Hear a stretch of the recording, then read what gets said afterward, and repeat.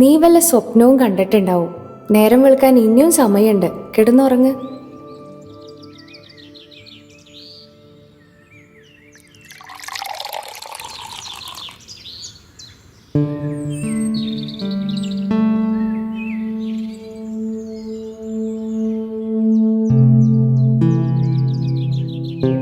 അതെ, മാമന്റെ ഒപ്പമുള്ള കറക്കം നിർത്തിക്കോട്ടാ കേട്ടോ. നേരത്തിന് സ്കൂളിൽ എത്തണം കേട്ടല്ലോ നീ.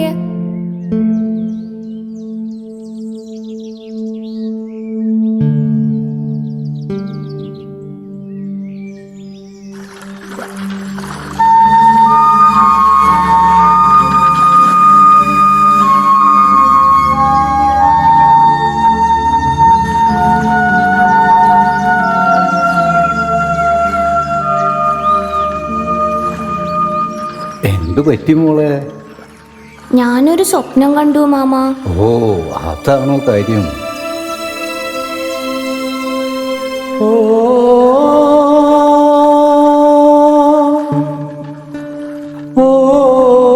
ഇതേതാ പാട്ട്?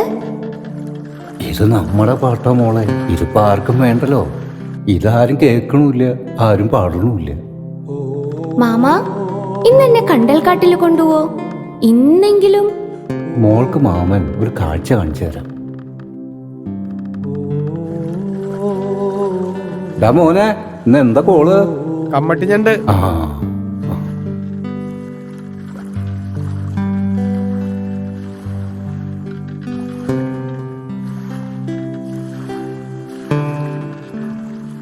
തെയ്താരോ തെയ്താരോ. ഇതൊക്കെ എങ്ങനെയാ ഇവിടെ എത്തുന്നേ?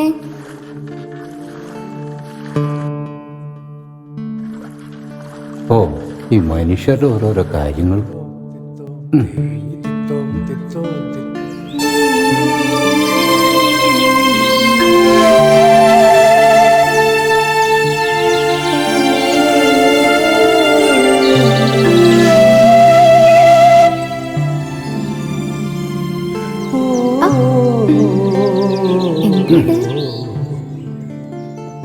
ഇതെന്താ? ഇത് ഊന്നുവേരുകളാണ് മോളെ. വളരെ താഴെ ആഴത്തിലേക്ക് വളരുന്ന വേരുകളാണവ. പ്രകൃതി കെട്ടിയ കോട്ട പോലെ ഇവ തീരത്തിന് കാവൽ നിൽക്കും.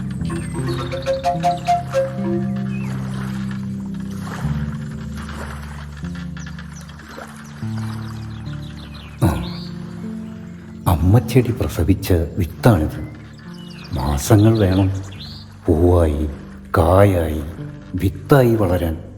മുള പൊട്ടിയ വിത്ത് താഴെ വീഴും, താഴെ കിടന്നങ്ങനെ വളരും.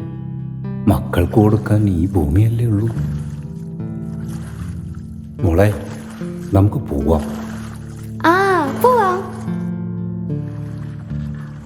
ഈ കണ്ടലും ഞണ്ടും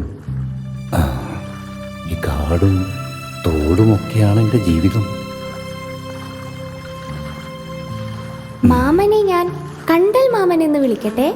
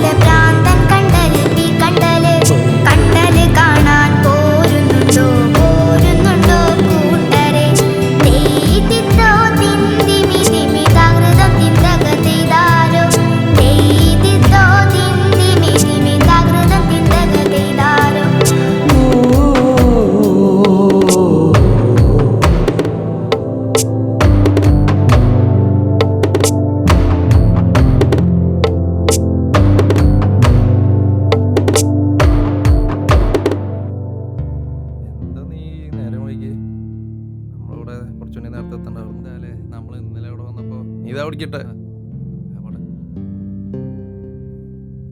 ചേട്ടാ, ചേട്ടൻ ഇത് എന്തു പണിയാ കാണിക്കുന്നേ? എന്തടി ഓടിയോടും? ഇത് ആരുടെയൊക്കെ വീടാണെന്നറിയോ? ഒരു വീട്.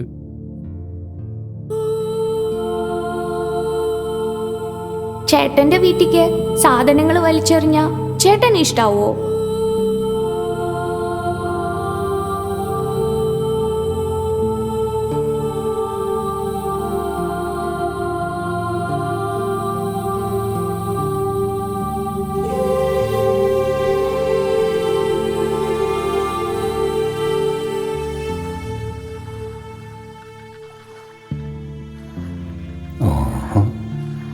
എന്താ ഒരു ദേ, ചെയ്യുന്നത്? ചേട്ടന്മാരെ. ഞാൻ വിചാരിച്ചു എനിക്ക് ശേഷം ആരും ഉണ്ടാവില്ല എന്ന്. കണ്ടൽ മാമ, ഇപ്പൊ നമ്മള് മാത്രല്ല എല്ലാവരും ഒപ്പമുണ്ട്. നോക്ക്. ആ.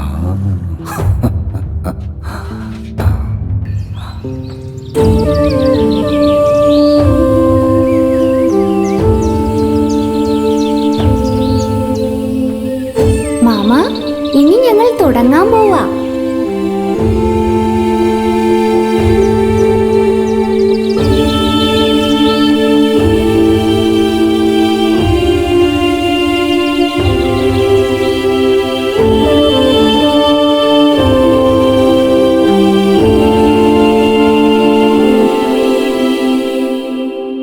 അപ്പാ, ഉണരേണ്ട സമയമായി.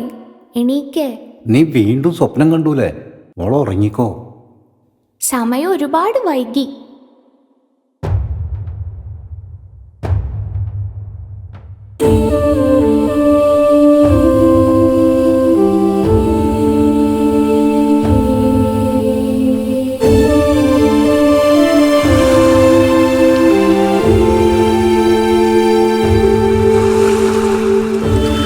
കടലാമയ്ക്ക് മുട്ടയിടാൻ, ഞണ്ടുകൾക്ക് ഒളിച്ചിരിക്കാൻ, പക്ഷികൾക്ക് ചേക്കേറാൻ കടൽ തീരത്തൊരിടം വേണം. കരിങ്കൽ കല്ലുകൾക്കിടയിൽ കണ്ടൽ വെച്ച് കാടൊരുക്കിയാൽ കാറ്റിനെ തടയാൻ കരയെ സംരക്ഷിക്കണം. കടലിനൊരു കണ്ടൽ ഭിത്തി.